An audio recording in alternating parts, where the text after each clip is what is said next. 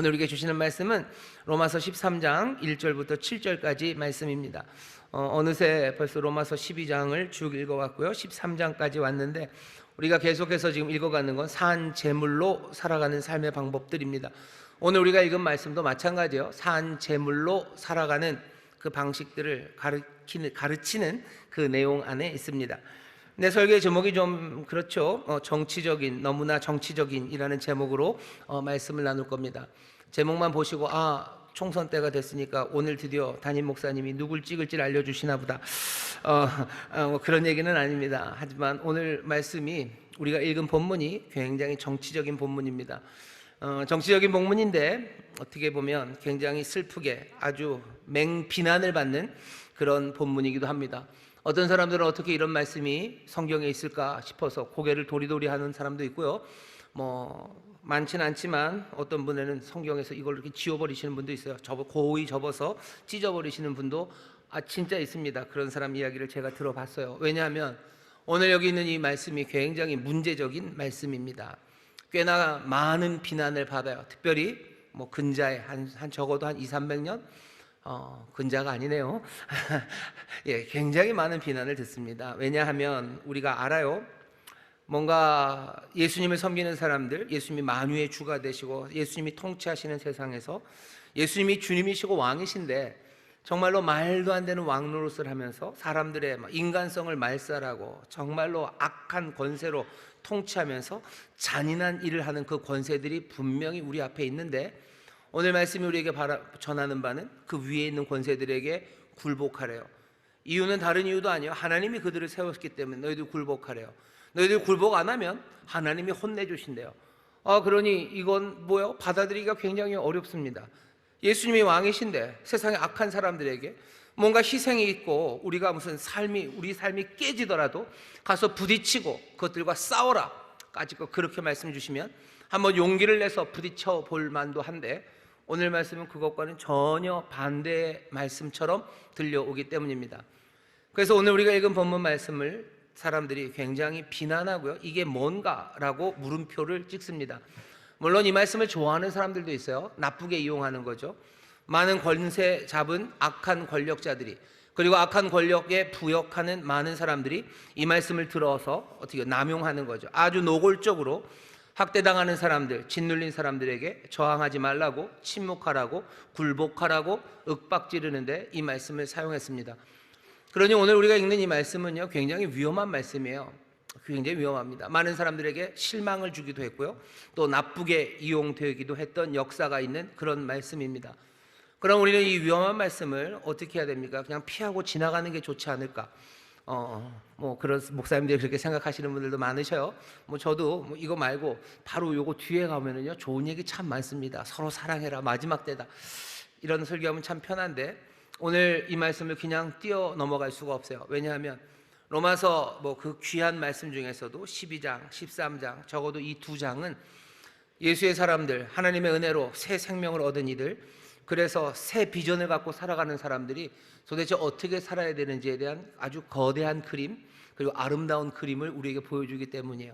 산 제물로 살아가고 아들의 본을 따라 아들의 형상을 본받아 살아가는 그 삶이 어떤 삶인지 알려주는 이 귀한 말씀, 이것이 한때 스캔들이 많았던 말씀이라고 해서 그냥 지나칠 수는 없습니다. 오늘 설교는 한 세 부분이 될 겁니다. 세 부분이에요. 첫 번째, 오늘 이 말씀은 그렇게 많은 스캔들을 만들어냈던 것처럼 그렇게 비난받을 만한 말씀은 아니라는 이야기를 먼저 드릴 거예요. 왜냐하면 바울이 13장 오늘 본문에서 1절부터 7절까지 우리에게 전하는 메시지는요, 아주 단순하고요, 그리고 분명하고 지금 이어오는 이야기의 그냥 연속일 뿐입니다. 특별히 문제를 만들려고 바울이 문제적인 말씀을 여기다 둔 건 아니에요. 그러니 이 말씀이 직접적인 연결 내지는 교훈이 뭔지 확인할 거고요. 두 번째, 바울이 이 교훈을 전하면서 뭔가를 좀 덧붙인 것들이 있습니다. 우리가 금방 선뜻 받아들이기 어려운 이야기들을 전해요. 하지만 이 말씀들이 성경에 부합되는 말씀이고요, 이렇게 이 말씀들을 받아서 우리의 생각이 좀 새로워질 필요가 있습니다. 지난 우리 12장 처음에서 봤었죠. 우리가 정말로 산제물로 드려지고 하나님의 뜻대로 우리의 삶에서 아들을 닮아가고 그 선하신 뜻을 확인하기 위해서는 이 시대를 본받지 않아야 돼요. 그 대신 생각이 바뀌어야 되는데, 바울이 알려주는 몇 가지가 이 시대를 본받는 이야기가 아니라 우리의 생각을 새롭게 하는 말씀입니다. 아마 이 새롭게 하는 논리학적으로 말하면 이 전제들을 우리가 받아들이면 우리의 삶의 태도, 특별히 정치에 관해서 정치적인 삶의 태도가 바뀌게 될 거예요. 세 번째, 바뀌면 어떻게 됩니까? 세 번째는 손에 또 쥐가 나네요. 세 번째는요. 그래서 어떻게 하려는 건지, 그래서 도대체 어떻게 해야 됩니까? 이 정치적인 문제를 피하기가 어려워요. 권력, 생생하게 우리 앞에 있습니다. 이 권력의 문제에서 우리는 어떻게 살아야 되는지, 오늘 본문이 우리에게 직접 얘기하는 건 아니에요. 하지만 바울이 이미 이 두 가지 새로운 생각을 우리에게 전해줬기 때문에 우리가 이 세 번째로 정치에 관해서 우리는 이런 태도를 가져야 되겠구나 하는 말씀을 오늘 이 본문에서 유추해 갈 수 있습니다. 그렇게 세 가지 이야기를 전할 거예요. 그러니까 첫 번째입니다. 바울이 이 이야기를 왜 합니까? 지난주 생각나시나요? 지난주에 우리가 들었던 말씀은 보고복하지 말라는 거예요. 원수 갚지 말아라. 원수 갚는 건 내게 있는 거다라고 얘기하시죠. 그 대신 어떻게 합니까? 진노는 맡기래요. 진노를 맡기시면 돼요. 내가 억울한 일 당합니다. 그러면은 저주하지 말아야 돼요. 저주하지 마셔요. 그리고 또 악을 악으로 갚으면 안 됩니다. 복수하면 안 돼요. 하지 말아야 되고, 그 다음에 해야 될 일은 진노는 맡겨놓는 거예요. 내가 진노를 마음에 품고 그래서 그 악에게 져서 점령당해 살 필요 없습니다. 내가 어떻게 복수할까? 그것 때문에 이를 갈면서 살 필요 없어요. 진노를 맡기셔요. 진노의 공간을 두면 어떻게 됩니까? 모든 일을 제대로 판단하시는 정말로 참된 심판자 하나님께서 그 마지막 날에 이 모든 의를 온전히 이루실 거예요. 어제 그제 금요 철야 시간 때 말씀드렸지만 하나님께서 세상의 마지막에 부활하게 하십니다. 선한 사람, 의인만 부활하게 하시는 거 아니에요. 악인도 부활하게 합니다. 이상하죠? 의인들 부활하게 해서 영원히 잘 먹고 잘 살게 하시면 될 텐데 왜 구태여 악인들을 불러내십니까? 의인들 부활될 거예요. 여러분들 깜짝 놀랐을 겁니다. 그때 악인들 다 부활할 겁니다. 왜 부활해요? 하나님께서 심판하시기 위해서요. 하나님이 판단하시기 위해서요. 하나님께서 이 세상에 그 불이, 그 정의가 실현되지 않고 덜렁덜렁 매달려 있는 그 진노를 그냥 두시지 않으셔요. 그 악은 스스로 쓰러지지 않습니다. 이것에 대해서 하나님이 분명히 단도리 하시고요. 이 모든 것들을 다 의로 확인시키시는 그 마지막 날, 그때가 올 거예요. 이스라엘이 기대했던 소망이요. 사실은 우리도 그걸 소망합니다. 하지만 그 일이 이루어질 수 없을 것 같기 때문에 마음을 접고 여러 가지 핑계를 대지만 정말로 하나님께서는 제대로 판단하시며 그 의를 이루실 거예요. 진노를 맡깁니다. 내 것이라고 얘기하셨어요. 그러니 진노를 맡겨놓는 거죠. 자, 우리는 지난주에 거기까지 들었습니다. 그래요? 그럼 하나님께서 그 진노를 맡기시고 뭔가 그 진노 가운데도 선한 일을 하실 거예요. 하지만 여전히 진노는 남아 있습니다. 여전히 불의함은 남아 있어요. 상처를 주고 남을 아프게 하고 벌받지 않은 악은 여기 대롱대롱 매달려 있는 겁니다. 하나님은 그거를 그냥 두고 보시나? 마지막 날에 심판하시기 위해서 그때까지 그냥 가만히 계시나? 아니요, 하나님 가만히 계시지는 않습니다. 왜냐하면 그냥 가만히 두시면 어떻게 됩니까? 세상에 악이 하나가 아니에요. 나에게 다가왔던 수많은 악들이 깔려 있고요, 나뿐만 아니라 어쩌면 내가 행한 악들도 세상에 깔려 있어요. 하나도 진노가 대답이 되지 않고 그냥 맡겨진 채로 대롱대롱 매달려 있다면 온 세상은 불법 천지가 될 겁니다. 그냥 야만이 판을 치는 세상이에요. 힘센 사람이 제멋대로 살아가요. 거짓말하고 남 상처 주고 남의 것 빼앗았던 사람들, 그것들이 그냥 널브러져 있습니다. 우리가 거기에 대해서 갚지 않고 악을 악으로 갚지 않고 복수하지 않고 저주하지 않으면 어쩌면 더 많아질 거예요. 하나님은 그런 세상을 그냥 두고 보실 하나님은 절대로 아니셔요. 하나님은 질서의 하나님이셔요. 그리고 또 이 땅이 아무 통치 없이 그냥 제멋대로 돌아가기를 원하지 않으십니다. 하나님은 어떻게 하셔요? 여기 있는 이 덜렁덜렁 달려있는 이 진노, 맡겨진 이 진노를 해결할 누군가를 세우십니다. 그 누군가가 누구예요? 13장 1절에 있는 위에 있는 권세들입니다. 이 권세는 애매하지 않아요. 4절에 보면 칼을 가진 사람들이고요, 이 권세는 세금을 부과할 수 있는 사람입니다. 그러니 이 권세, 1절에 있는 위에 있는 권세는 누구겠어요? 이 편지를 받는 로마의 네로 황제와 그 네로의 그 정부라고 해야 되나요? 네로의 그 집권하는 세력이고요, 또 다른 시대라면 뭔가 정부고 권력을 가진 누군가입니다. 이 사람들에게 하나님이 맡기셨어요. 뭘 맡기셨어요? 이 덜렁덜렁 달려있는 이 진노의 문제를 해결하라고 맡기셨어요. 원수 갚는 일은 내게 있다 했을 때 원수 갚으라고 그 사람들을 부르셨어요. 보응하라고 부르셨어요. 4절입니다. 4절 보면 이렇게 되어 있습니다. 그는 하나님의 사자가 되어 내게 선을 이루는 자니라. 그러나 내가 악을 행하거든 두려워하라. 그가 공연히 칼을 가지지 아니하였으니 곧 하나님의 사자가 되어 악을 행하는 자에게 뭐 할 거요? 진노하심을 위하여 보응하는 자니라. 진노를 맡겨놨죠. 그 진노를 위하여 보응하는 자입니다.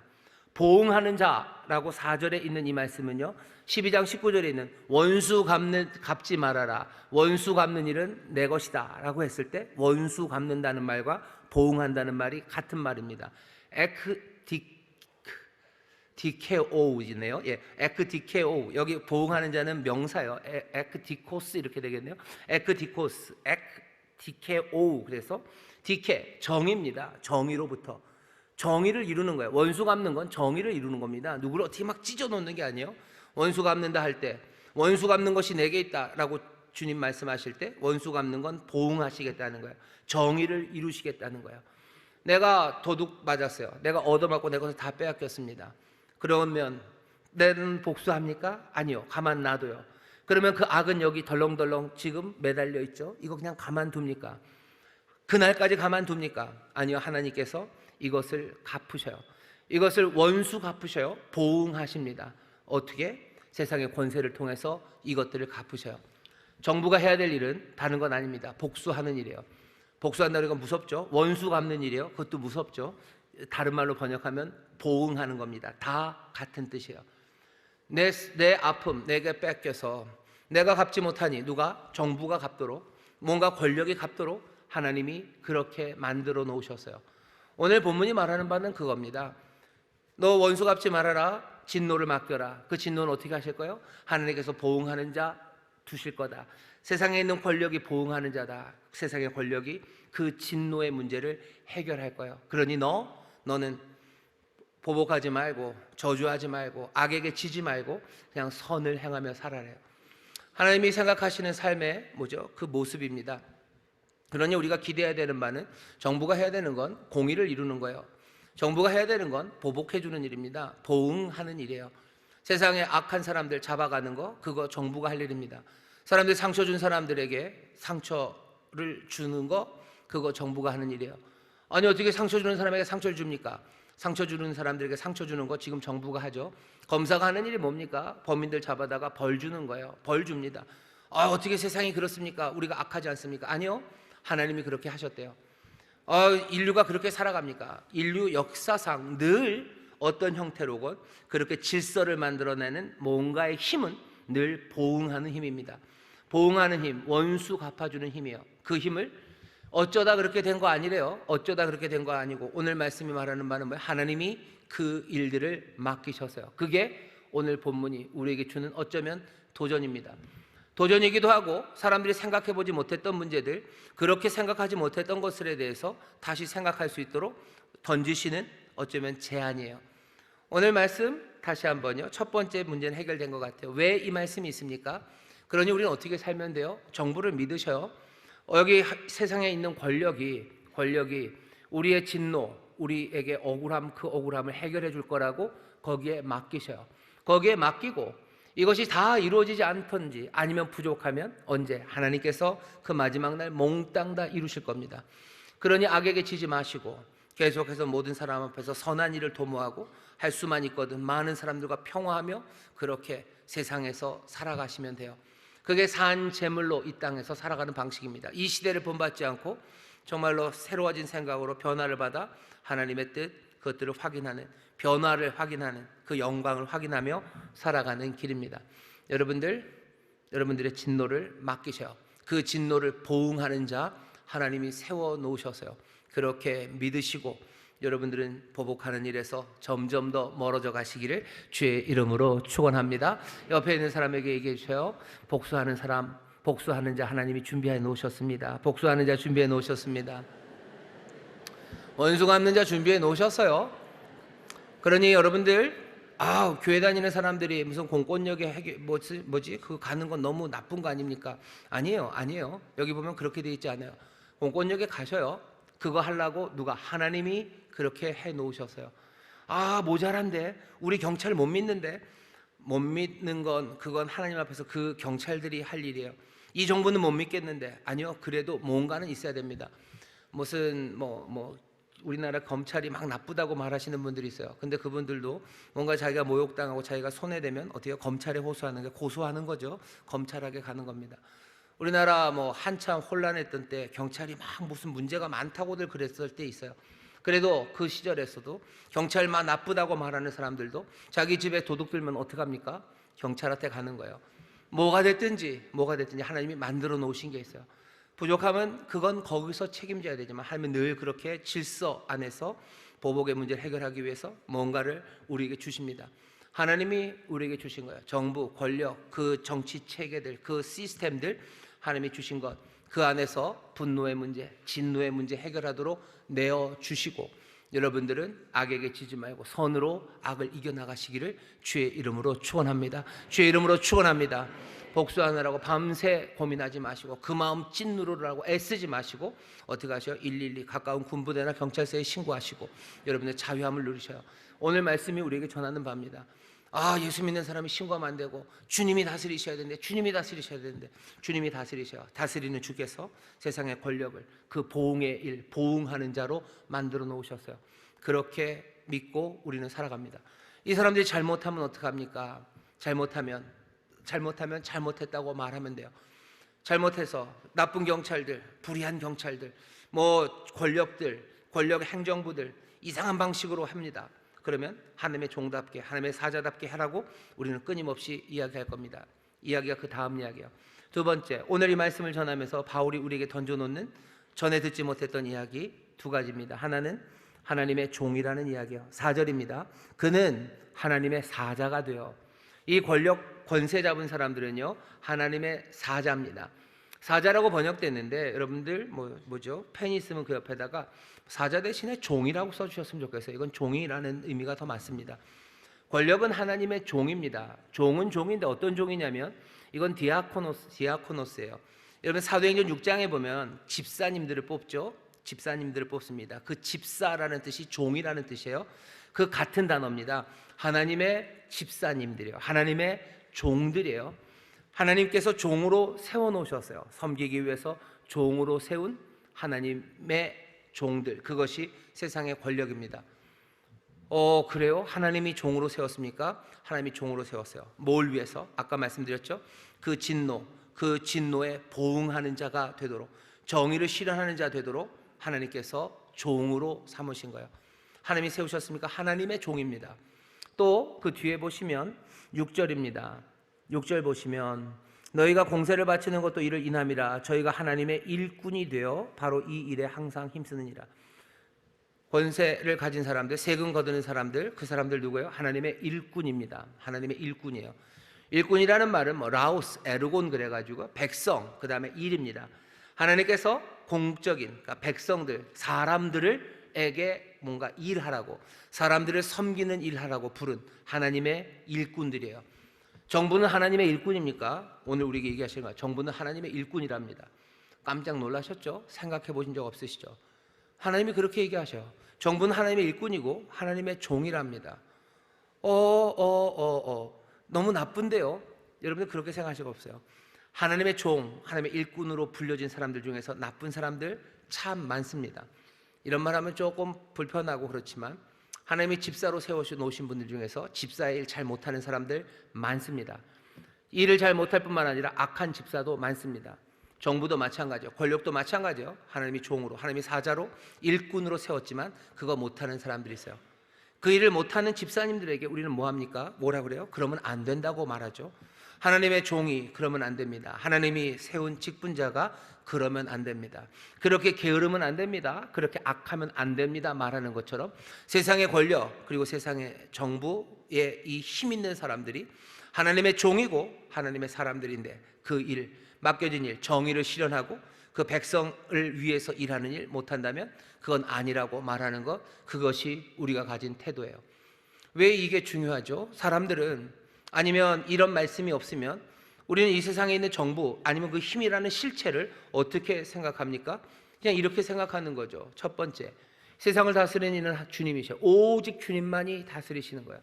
그러니 여기 다스린다고 말하는 건 다 헛개비들이에요. 이것들은 다 거짓말이에요. 이것들을 완전히 무시해야 돼요. 믿음이 좋을수록 주님이 다스림을 내가 믿기에 나는 세상의 모든 권력을 아무것도 아닌 헛개비처럼 취급하는 거, 그게 올바르다고 생각합니다. 바울은 뭐라 해요? 아니다. 이 권세들 어떻게 하래? 이 권세들에 굴복해라. 이 위에 있는 권세들에 굴복, 그 얘기는 그 아래 서라는 거예요. 너희 그들이 위에 있다, 너희들 아래에 있다. 왜 여기다 놓았어요? 하나님이 여기다 놓으셨어요. 하나님의 종과 사자로 여기에 놓았다고 우리에게 지금 말씀하시는 겁니다. 들어본 적 없죠? 이거 생각이 바뀌셔야 되는 거예요. 정말 그렇습니까? 예, 오늘 말씀이 생생하게 이렇게 전하고 계셔요. 이렇게 아니면 어떻게 생각하는 거죠? 이런 거죠. 주님이 다스린다고 생각해요. 하지만 주님이 다스린다는 건 먼 훗날, 그날 세상이 마지막 그날, 새하늘과 새 땅이 올 때 주님이 다스릴 거고, 그때까지는 주님 그쪽에서 기다리고 계시고, 내가 나를 다스리는 거는 세상의 권세요. 내가 여기에 순종해야 돼요. 내가 여기에 따라서 내 유익을 위해서, 내 안전을 위해서, 내 삶의 행복을 위해서는 이 힘들을 따라가야 된다고 생각하는 사람들이 있어요. 아니, 그렇지 않죠. 세상에 다스리는 왕이 계신데 왕은 사라지고 이 힘이 우리의 모든 것들을 다, 우리의 행복을, 우리의 안전을, 우리의 삶의 만족을 이 힘이 줍니까? 아니요, 그것도 아니에요. 지금 바울이 하나님의 종, 하나님의 일꾼이라고 말하면서 우리에게 얘기해 주는 바는 이런 거죠. 정말로 참된 왕이 계셔요. 그 왕이, 그 하나님이 이제는 예수 그리스도에게 그 모든 권세를 주셔서 이제 만유의 주가 되신 그리스도가 다스리시는데, 그 그리스도가, 그 하나님이 누구에게? 이 세상의 권세에게 위임해 주신 거예요. 이들을 하나님의 종으로, 그리고 하나님의 일꾼들로 부르셔서 모든 것들을 다 감당하는 거 아닙니다. 뭐 하는 거예요? 보응하는 일, 정의를 실현하는 일, 복수하는 일, 원수 갚는 일 감당하게 하고, 그 다음에 사람들을 섬기는 거, 사람들을 위해서 일하게 하는 거, 그것까지 일하는, 뭔가 맡겨진 일들을 감당하는 하나님의 도구로서 하나님이 가져다 놓으셨어요. 그렇게 위에다 가져다 놓으셨어요. 그러니 우리가 이들에게 굴복하고 그 아래에 서 있지만 이들이 모든 것은 아닙니다. 정부가 우리의 이 땅에서의 행복을 다, 정부는 그런 얘기해요. 우리 정부가, 우리 정부가 우리 국민들의 모든 행복을 책임지겠다고. 사람들은 그렇게 얘기할지 몰라요. 하지만 우리는 거기에 그렇게 많은 기대 걸지 않습니다. 우리의 모든 생명이 되시고 소망이 되시고 우리의 삶에 참 평안을 주시는 이는 정말로 세상을 다스리시는 내 주님께서, 우리의 주님이 예수 그리스도가 그 생명을 주실 거예요. 우리가 여기에 기대하는 바는 뭡니까? 정의를 실현하는 것에 관한 문제예요. 보응하는 자로서 그 진노를 해결하는 것, 그리고 사람들을 돕는 일, 그것 하는 것, 거기까지. 하지만 이 모든 것들은 하나님께서 세우셨으니, 하나님이 아래다 세우지 않으셨어요. 분명히 위에다 세우셨어요. 그리고 우리는 아래다 갖다 놓으셨어요. 그러니 우리가 이들에게 굴복하는, 아래서 존중하는 건 왜 그렇습니까? 무서워서도 아니에요. 이익이 있어서도 아니에요. 하나님께서 이들을 하나님의 일꾼과 종으로 세워 위에 놓으셨기에 우리는 주를 섬기는, 우리는 뭐예요? 주가 위에 세워놓으신 이들을 존중하고 굴복하고 또 이 사람들에게 그만큼을 기대합니다. 그게 오늘 우리에게 주시는 말씀이에요. 여러분들은 정부에 대해서 어떤 기대를 가지셨어요? 아니면 여러분은 정부나 권력을 완전히 무시하고 사셨습니까? 그 사람들은 우리의 발밑에 있는 거고, 주님이 왕이시고 주와 우리 사이에 권력은 아무것도 없으니 그것들은 그냥 무시해도 된다고 생각하며 사셨다면, 오늘 로마서 이 본문이 우리에게 다른 생각을 주시는 거예요. 달리 생각하십시오. 오늘 설교의 제목이 정치적인, 너무나 정치적인, 아주 정치적으로 생각하셔요. 우리가 어느 자리에 있는지 잘 보셔요. 그러면 이 땅에서 정말로 살아가는 동안에 산 제물로 살아가는 삶의 모습이 무엇인지 보이기 시작합니다. 세 번째 이야기를 해볼까요? 도대체 이 개념들, 하나님의 종, 하나님의 일꾼으로서 사람들을 두셨다는 것, 도대체 어디서 나온 생각입니까? 너무 갑작스럽죠. 이 생각은 뭔가 전제적인 사람들, 통치하는 황제들이 만들어낸 생각입니까? 자기들 좋으라고? 그럴 리가요? 네로가 이 이야기를 들으면 낄낄낄대고 좋아할까요? 네로는 하나님이 자기를 종으로 세우시고 하나님이 자기의 권세를 주었다는 이야기 좋아하지 않을 겁니다. 왜? 내가 만든 거죠. 내 힘이, 아니면 내 배경이, 뭔가 내가 그 권력을 만든 건지, 하나님이 나에게 권력을 주셨다는 이야기, 그거 좋아하지 않아요. 여기 오늘 이 말씀 이 권력자들 하나님의 종, 하나님의 일꾼으로 삼으시고 그 위에 있는 권세로 두셨다는 것, 그것이 뭔가 전제적인 생각들, 뭔가 폭압의 생각들을 가진 사람들이 만들어낸 이야기이기 때문에 버려야 된다라는 것은 사실은 시작부터 틀렸어요. 폭압적인 사람들이 이런 식으로 말할 필요 없습니다. 그죠? 이런 식으로 말할 필요 없어요. 그리고 실제로 이 생각들은 어디서 옵니까? 이미 구약 성경에서부터 와요. 구약 성경에 유대인들이, 이스라엘이 이 말을 합니다. 이스라엘의 선지자들이 이런 이야기를 해요. 이스라엘은 어떤 사람들이요? 폭압하는, 아니요, 정반대에 있는 사람들입니다. 수백 년을 이리 끌려다니고 저리 끌려다니고, 이리 짓밟히고 저리 짓밟히고, 이렇게 찢기고 저리 찢겼던 사람들이에요. 그러니 자기들을 찢어놓고 짓밟았던 그 위에 있던 이방의 권세들을 향해서 이를 갑니다. 이를 갈아요. 이 권세들이 얼마나 악한지를 압니다. 선지자들이 늘 얘기하는 거야. 이방을 향해서 너희들 악하다고, 너희들 행한 일들이 그건 말도 안 되는 잔인한 일, 하나님이 기뻐하지 않을 뿐만 아니라 하나님이 심판하실 거라고, 그렇게 이방의 왕들과 권세들에 대해서 신랄하게 맹렬하게 비판을 해요. 하지만 바로 그 선지자들이 뭘 또 인정합니까? 여기 그 세워놓은 나라들과 거기에 있는 왕들, 하나님이 세우셨음에 대해서 고개를 끄덕여요. 하나님이 세우신 거예요. 하나님께서 하나님의 뜻을 이루시기 위하여 하나님이 세우셨음에 대하여 이 사람들은 또 인정합니다. 그 악한 이들이지만 하나님이 세우셨어요. 아니, 이 사람들은 그렇게 얘기할 수밖에 없어요. 이 사람들을 하나님이 세우시고 하나님의 통치 아래 있지 않다면 도대체 소망을 가질 수가 없어요. 이 억압이 하나님의 그 컨트롤 안에, 하나님이 인정하신 것 안에 있어야 그나마 소망을 품지. 보이지 않는 하나님, 눈앞에 보이는 건 그 생생한 권력인데 그 권력이 어디서 왔는지를 모른다는 건, 그건 공포예요. 그건 두려움이에요. 하지만 이 우리를 짓밟는 이 생생한 권력이 하나님으로부터 왔다고 우리가 믿기 시작하면 더 이상 이거는 아픔이 되고 우리에게 실망이 되고 고민이 되긴 하지만 이건 더 이상 공포는 아닙니다. 하나님께서 하실 거예요. 하나님이 뭔가 하실 거예요. 그리고 우리는 이 악한 세력에 대해서 할 말이 있어요. 너희들 잘못됐다고 말하는 거예요. 너희들 잘못됐다, 그건 아니다 라고 말하죠. 하지만 이 권력이 하나님으로부터 온 거, 이것에 대해서는 인정합니다. 구약이 그래요. 예수님도 마찬가지예요. 예수님 십자가 달리실 때 빌라도 로마의 총독 앞에 섭니다. 로마가 뭐가 잘 되어 있나요? 아니요, 로마가 훌륭하지 않아요. 빌라도가 훌륭하지 않아요. 하지만 예수님 그 앞에 서셔서 니들은 훌륭하지 않고 악하니 다 집어쳐라 라고 하지 않으셔요. 총독 앞에서의 재판, 그것들 다 받아들입니다. 뿐만 아니라 요한복음 19장 11절에 보면 그렇게 얘기하셔요. 네가 나를 해하는 거, 이거 왜 그런 거예요? 위에서부터 권세를 주셨기 때문이에요. 하나님, 내 아버지가 너에게 권세를 주셨다, 권세를 주셨다 인정하시는 거예요. 그러니 네가 나를 해하는 거지 라고 말씀하셔요. 예수님 십자가형을 받으셨을 때 이 재판은 무효라고 외치지 않으셨어요. 예수님이 그러셔요. 이 재판은 무효라고, 이 법정은 말도 안 되는 법정이니 받아들이지 않겠다고. 아니, 그러지 않으셔요. 이 법정의 권위는 인정합니다. 하지만 이 법정이 틀렸다는 것, 그것 확인하실 뿐이에요. 예수님이 겟세마네에서 땀방울이 핏방울이 되도록 기도하시고 대제사장들에게 잡혀갑니다. 막 잡으러 온 사람들 막 귀를 자르기도 해요. 예수님은 잘했다라고 하십니까? 아니, 이거 아니다, 가야 된다, 내가 가야 된다. 거기 대제사장의 법정으로 가셔야 돼요. 그러니 그리로 가시는 겁니다. 존중하시는 거예요. 거기에서 일어난 재판이 말이 됩니까? 말 안 됩니다. 하지만 예수님, 이 재판은 무효라고 외치십니까? 아니요. 이 재판이 무효라고 외치진 않으셔요. 이 재판이 악하죠. 이 재판이 어리석죠. 이 재판이 하나님의 뜻과 어긋났을 뿐이지 그 재판장, 그 자리를 무시하지 않으셔요. 바울도 마찬가지입니다. 사도행전 23장에 보면 바울이 공회 앞에 잡혀가요. 뭔가를 변론하려고 말하기 시작하는데 누가 외칩니다. 입을 때리래요. 그냥 입 닥치게 입을 그냥 때리라는 거죠. 그 말 듣고 바울이요, 발끈합니다. 율법으로 재판한다고 나를 불러와서는 너희가 율법에도 없는 짓을 하냐고, 이 회칠한 무덤들아 라고 모욕적인 욕을 하면서 그러면 안 된다고 야단을 쳐요. 그랬더니 회중에 있던 사람 하나가 말하죠. 너 어디서 감히 입 때리라고 말한 사람은 대제사장인데 라고 외칩니다. 그랬더니 바울이 뭐라고 그래요?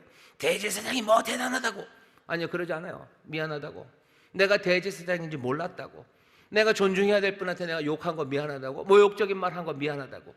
그렇다고 해서 율법을 어긴 것에 대해서 그거 취소합니까? 그거 취소는 안 합니다. 하지만 대제사장 내가 제대로 존중하지 못한 거, 그것에 대해서 뭐 하는 거예요? 예, 잘못했다고 말해요. 하나님의 일꾼들에게 줘야 될 걸 줘야 돼요. 왜? 일꾼은 받아야 될 거 받아야 됩니다. 일꾼은 자기의 몫이 있어요. 물질적으로 줘야 되는 거, 공세와 굿세, 세금 받아야 됩니다. 일꾼들은 비물질적인 거 받아야 돼요. 뭘 받아요? 존경, 두려움 받아야 돼요. 그러니 가져다 줍니다. 늘 선합니까? 아니요, 선하지 않아요. 선하지 않을 때도 있어요. 하지만 그 시스템이 그렇게 진행되는 시스템이라는 것, 그건 분명하고, 그것이 때로는 악할지라도 예수님도 바울도 그것들을 존중하고 공경했지, 악하다고는 말합니다. 하지만 그것 자체를 부정하지는 않아요. 왜?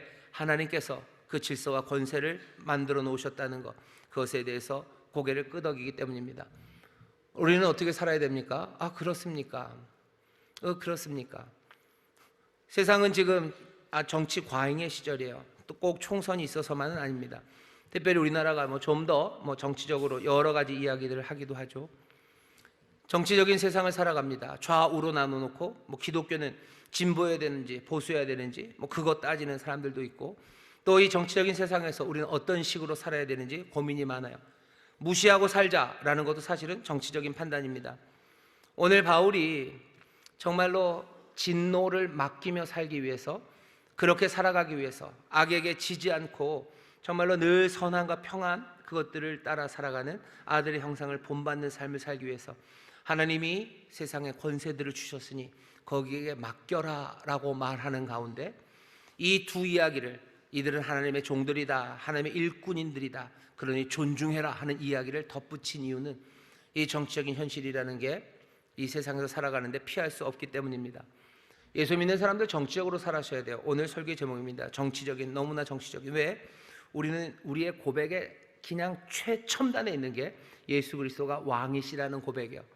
우리의 왕을 고백하며 살아갑니다. 우리는 정치적인 사람이에요.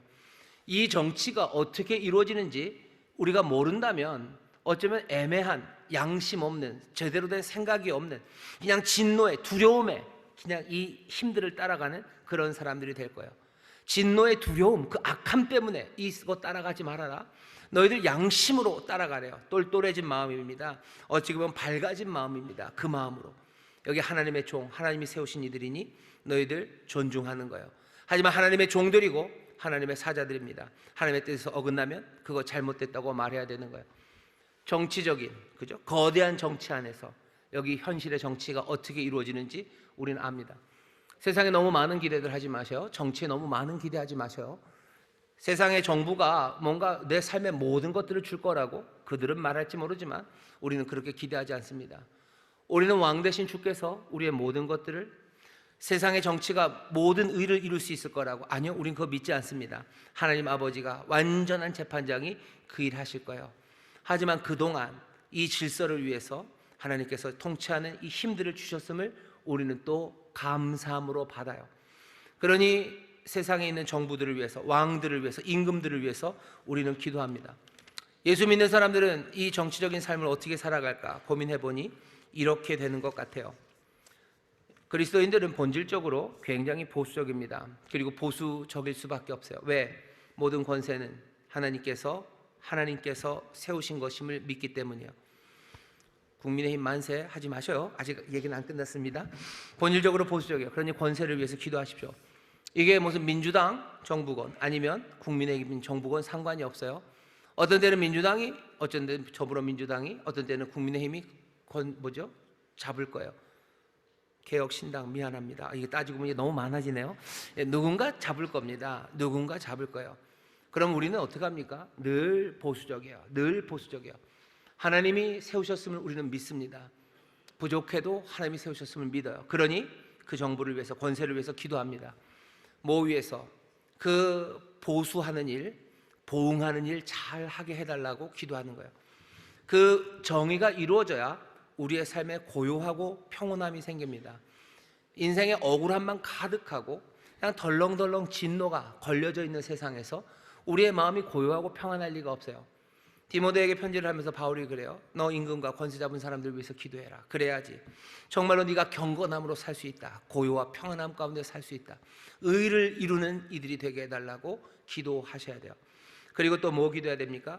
백성들의 일꾼이요, 사람들을 섬기는 일 잘하게 해달라고, 그들이 게으르지 않고 그 수고 잘 감당하게 해달라고 기도하는 겁니다. 그 기도해요. 모든 권세를 위해서 기도합니다. 법과 권세에 대해서 우리는 존중하고 존경합니다. 욕하지 않아요. 욕하지 않습니다. 잘 못해도 우린 욕하지 않아요. 그게 우리에게 기대하시는 바예요. 하나님이 세우신 거다. 그거 굴복해야지. 그거 모욕하고 욕하고 그렇게 하는 거 하나님을 거스리는 거예요. 그러니 존중하는 태도 취합니다. 존경합니다. 존경해요. 대통령 욕하지 마셔요. 대통령 욕하지 마시고 그 사람들 모욕적인 말로 그렇게 하지 마셔요. 폭력적으로 뭔가를 뒤집어 내라는 일, 그런 일들 하지 않습니다.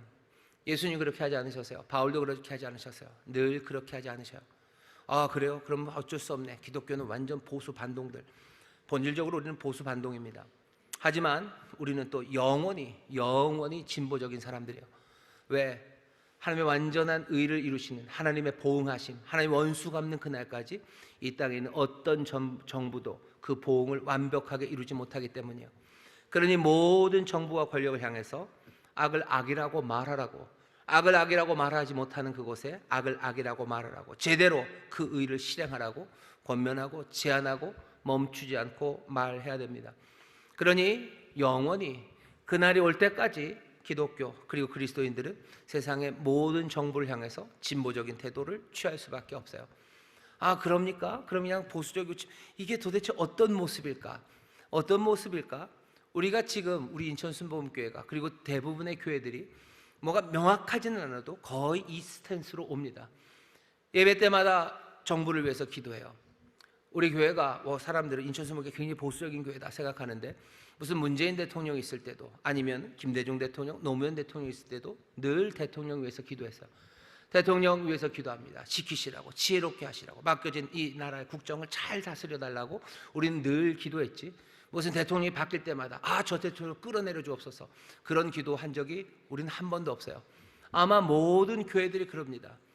어쩌면 독재 국가에 있는 참 어렵겠지만 우리가 봤을 때 아주 독재적이고 전제 정치 안에 있는 그 교회들도 그 나라의 위정자들을 위해서 기도합니다. 이들이 의를 이루게 하시라고, 이들이 성실하게 그 일을 감당하라고 기도합니다. 여기 네로가 다스리는 세상이요. 디모데에게 바울이 편지할 때 너희 임금들과 권세 잡은 사람들을 위해서 기도하라고 했을 때 그 임금들과 권세 잡은 사람들이 정말로 마음이 넓고 세종대왕 같은 왕들이라 기도하라고 그런 거 아니에요. 정말로 그 교회들을 핍박하고 그 교회들에게 은근하게 압력을 가하고 교회들뿐만 아니라 그냥 다스리는 것이 그냥 엉망인 그 임금들과 그 권세자들을 위해서 기도하라고, 그들을 위해서 기도하라고, 그들이 의를 행하게 해달라고 기도하라고, 고요하고 평안함을 만들게 해달라고 기도하라고 그럽니다. 우리는 그렇게 기도하는 사람들이에요.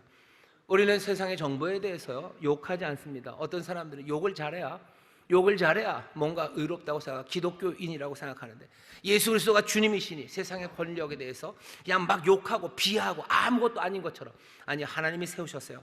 하나님이 우리의 위에 세우셨어요. 우리는 그 아래에 가져다 주셨습니다. 존중하고 존경하는 태도로 우리는 정부를 대해요. 그러니 알겠어. 교회는 그러니 늘 비굴하게 권력에 빌붙어 사는구나. 아니라고 몇 번을 말씀드리는지 모르겠어요. 악을 악이라고 말합니다. 그리고 제대로 의를 행하라고 우리는 말하며 살아가는 거예요. 언제까지? 주님 오시는 그날까지 합니다. 교회는 정치적입니까? 예, 정치적입니다.